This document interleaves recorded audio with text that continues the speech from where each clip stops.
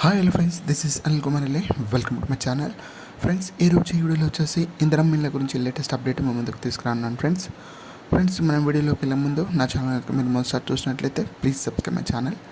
Friends, వీడియోలోకి వెళ్దామా. Friends, latest updates ఏంటంటే ఇందిరమ్మ ఇళ్ళు పంపిణీ గురించి లేటెస్ట్ అప్డేట్. సో ఎవరెవరికి ఇందిరమ్మ ఇళ్ళు ఇస్తారో, ఎవరికి ఇందిరమ్మ ఇళ్ళు ఇవ్వవు అనే లేటెస్ట్ అప్డేట్స్ మా ముందుకు తీసుకురా. సో అదేవిధంగా ఇందిరమ్మ ఇళ్ళ యాప్లో లేదంటే ఇందిరమ్మ ఇళ్ళ గవర్నమెంట్ ఆఫ్ తెలంగాణ వెబ్సైట్లో చాలామంది వాళ్ళ అప్లికేషన్ స్టేటస్ని చెక్ చేసుకున్నప్పుడు, అదేవిధంగా వాళ్ళ మొబైల్ నెంబర్తో కానీ ఆధార్ నెంబర్తో కానీ లేదంటే రేషన్ కార్డ్ నెంబర్తో సెర్చ్ చేసుకున్నప్పుడు వాళ్ళు కొన్ని ప్రాబ్లమ్స్ ఫేస్ చేస్తున్నారు. ఇవి చాలామంది ఏమనుకుంటున్నారంటే ఇక్కడ మా సర్వే నెంబర్ లేదు, మా మొబైల్ నెంబర్ లేదు, మా పేరు లేదు, సో ఇవేమో మా తీసేస్తున్నట్టు అనేసి చాలామంది ఫీల్ అవుతున్నారు. అంటే చాలామంది బాధపడుతున్నారు. సో మాకేమైనా ఇల్లు రావో అనేసి చాలామంది బాధపడుతున్నారు. అలా ఏం కాదు.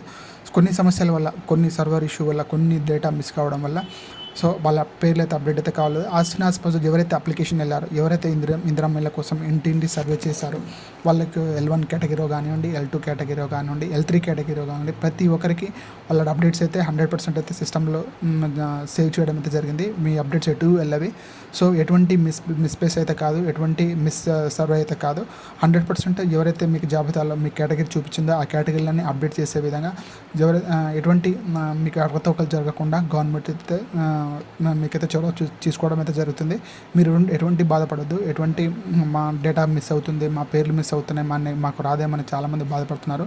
అలా ఏంటి కాకుండా సమ్ సర్వర్ ఎర్రర్ ఇష్యూ వల్ల మీకైతే అప్డేట్స్ అయితే మీకు చూపించడం అయితే లేదు. అదేవిధంగా మీకు ఆధార్ నెంబర్ కనిపించకపోవడం కానీ, నేమ్ కనిపించకపోవడం కానీ, అదేవిధంగా సర్వేర్ నేమ్ వాళ్ళ మొబైల్ నెంబర్ కనిపించడం కానీ చాలా జరగడం జరుగుతుంది. అలాంటి ఎటువంటి అవకతవకలు అయితే లేదు.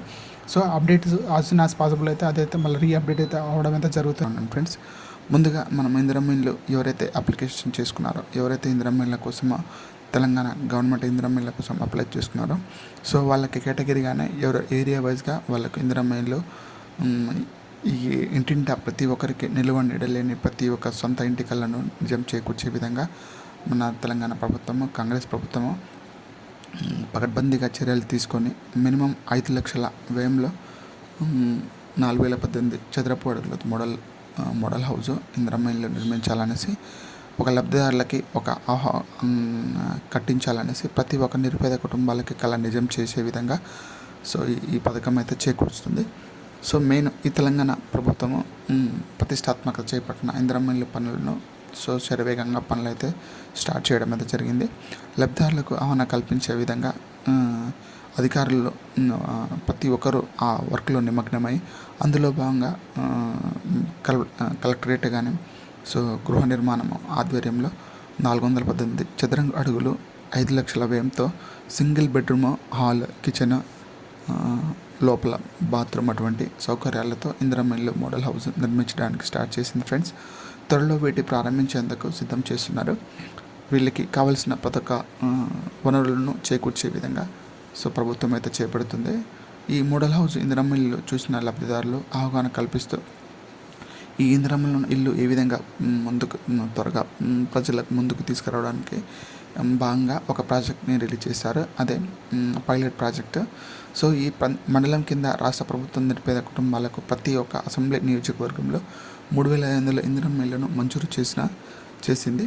అయితే పైలట్ ప్రాజెక్ట్ కింద ప్రతి మండలంలో ఒక గ్రామానికి ఎంపిక చేసుకొని ఎవరికైతే ఇల్లు లేని నిరుపేద కుటుంబాలు ఉంటారో, సో నిల్వ నీడు లేని ఇందిరమ్మ ఇళ్ళ కుటుంబాలకి ప్రతి ఒక్కరికి ఇందిరమ్మ ఇల్లు మంజూరు చేయాలనేసి ఇల్లు నిర్మాణం చేపట్టిన బాధ్యతలు ప్రభుత్వం ముందుకు తీసుకెళ్తుంది. ఇప్పటికే కొన్ని గ్రామాల్లో ఇంటింటి నిర్మాణం ప్రతి ఒక్కరికి ముగ్గు పూసి, పునాది వేసి, బునాది తీసి, గోడలు కట్టి స్లాబ్ వేయడం అయితే జరుగుతుంది. సో ఈ నిర్మాణం పూర్తి అవ్వడం అయితే జరుగుతుంది. అంతేవిధంగా ప్రతి ఒక్క లబ్ధిదారులకు ఇల్లు శరవేగంగా వర్క్ కంప్లీట్ చేసి ప్రతి ఒక్క మండలంలో ఇందిరమ్మ ఇళ్ళ మోడల్ హౌస్ని నిర్మించాలనేసి కంకరం కట్టుకుంది. అదేవిధంగా కరీంనగర్ జిల్లాలో ఇందిరమ్మ ఇళ్ళ కోసం 148,478 దరఖాస్తులు చేసుకున్నారు. వారిలో ఒకేసారి ఇల్లు మంజూరు చేసే అవకాశం లేకపోలేదు. ఎందుకంటే తొలుత విడతగా ప్రతి గ్రామంలో ఒక గ్రామానికి ఎంపిక చేసుకొని ఆ గ్రామంలోని ప్రతి స్థాయిలో నిరుపేద కుటుంబాలకి సెలెక్ట్ చేసుకొని సో సర్వే అధికారులు వెళ్ళి వాళ్ళ సర్వే 100% కంప్లీట్ చేసిన విధంగానే ముందుగా మనకు కరీంనగర్ జిల్లాలో 15 మండలాల్లో 15 గ్రామాల్లో 2028 ఇల్లు మంజూరు చేయడం జరిగింది. సో ఈ పనుల భాగంగానే నిర్మాణం చేపట్టే విధంగా అధికారులు కృషి చేస్తున్నారు. సో ఇందులో ఈ 5 లక్షల ఇల్లు ప్రతి ఒక్క నిరుపేద కుటుంబాలకే ఇల్లు చేకూర్చే విధంగా ప్రస్తుతం అన్నిటి ధరలు పెంచే నేపథ్యంలో 5 లక్షలతో సింపుల్గా ఇల్లు కట్టాలనేసి మన తెలంగాణ గవర్నమెంట్ అయితే కంకణం కట్టుకుంది. సో ప్రతి ఒక్క 10 నిరుపేద కుటుంబాలకి అంటే వాళ్ళకి స్థలం ఉన్న 5 లక్షల వ్యవధిలోనే 418 చదరపు అడుగులతోనే single bedroom, hall, kitchen so ఇవన్నీ చేకూర్చే విధంగా సో హెల్మెట్ ప్రాజెక్టు కింద ప్రతి మండలాల్లో ఒక మోడల్ హౌస్ నిర్మించి లబ్ధిదారులకి చేకూర్చాలనేసి మన తెలంగాణ ప్రభుత్వం ముందుకెళ్తుంది. So as soon as possible ఈ జూన్ మొదటి వారంలోనే ప్రతి ఒక్కరికి చేకూర్చే విధంగా సో సెలెక్ట్ అయిన వాళ్ళు కానీ అందులో ఏ విధంగా ఎంపిక చేస్తున్నారంటే L1, L2, L3 కేటగిరీ ఎన్నిక చేయడం అయితే జరుగుతుంది. సో ముందుగా L1 కేటగిరీ ఎవరైతే నిల్వ నీడలేని నిరుపేద కుటుంబాలు ఉంటారో వాళ్ళందరికీ చేకూర్చే విధంగా L1 కేటగిరీకి వాళ్ళకి ల్యాండ్ ఓన్లీ సో ఇల్లు లేని లేదంటే ఎటువంటి ఇల్లు లేని ఖాళీ స్థలం ఉన్న వాళ్ళకి L1గా వాళ్ళకి సెలెక్ట్ చేయడం జరుగుతుంది. సో అదేవిధంగా L2 కేటగిరీకి నెక్స్ట్ ఇవ్వడం అయితే జరుగుతుంది. L2 కేటగిరీ ఎవరికైతే ఉన్నాయో అంటే స్థలం ఉండి పూరి గుడిసె కానీ ఉన్న నిరుపేద కుటుంబాలకి నెక్స్ట్ ఇవ్వడం అయితే జరుగుతుంది. ఇందులో భాగంగానే చాలామంది ఫిబ్రవరి నుంచి జనవరి నుంచి ఆల్మోస్ట్ చాలామంది ఇదిగో ఇల్లు అదిగో ఇల్లు అనేసి గవర్నమెంట్ ఇక్కడ పంపించేసింది అక్కడ పంపించేసింది అని చెప్పడం కానీ ఇంతవరకు ఇల్లు రాలేదని చాలా నిరుపేద కుటుంబాలు అయితే ఎదురు చూస్తున్నాయి. So as soon as possible మన ముఖ్యమంత్రి రేవంత్ రెడ్డి గారు చెప్పిన విధంగానే తెలంగాణ మన ఆవిర్భావ దినోత్సవం సందర్భంగా ప్రకటన చేయడం జరిగింది. So as soon as possible ఈ వీక్లో అయితే ఎవరైతే ఇందిరమ్మ ఇళ్ళకి సెలెక్ట్ అయ్యారో ప్రతి ఒక్కరికి ఇందిరమ్మ ఇల్లు చేకూర్చే విధంగా వాళ్ళ కేటగిరీ చొప్పున వాళ్ళ ఏరియా వైజ్ చొప్పున వాళ్ళకి ఫిల్టరింగ్ చేసి వాళ్ళకి ఇందిరమ్మ ఇల్లు ఇవ్వాలనేసి కంకణం పెట్టి కట్టుకుంది ఫ్రెండ్స్. సో మీ సొంత ఇంటికల్లా యాజ్ సూన్ యాజ్ పాసిబుల్ అయితే నెరవేరుతుంది ఫ్రెండ్స్. సో ఎందుకంటే ఆలస్యం చేయకుండా ఇప్పటికే చాలా రోజులైతే పెండింగ్ పెట్టడం అయితే జరిగింది.